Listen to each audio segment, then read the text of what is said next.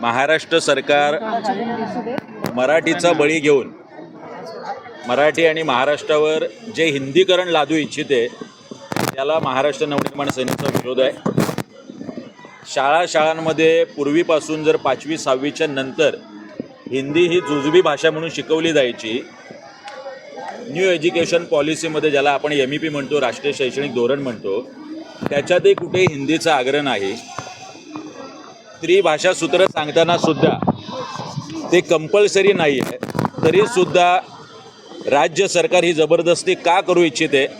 आज आम्ही शाळा संस्थाचालक आणि शाळाचे मुख्याध्यापक यांना आज भेटून निवेदन सन्माननीय राजसाहेबांचं पत्र दिलेलं आहे आणि त्यांना सांगितलेलं आहे की या गोष्टीला एक संस्थाचालक मुख्याध्यापक म्हणून आपणही विरोध करावा। आज अत्यंत शांतपणे आम्ही प्राचार्यांना निवेदन दिलेलं आहे। यापुढे हे आंदोलन जर राज्य सरकारने नाही ऐकलं, संस्थाचालकांनी नाही ऐकलं, तर याच्यापेक्षा तीव्र होताना महाराष्ट्राला नक्की दिसेल।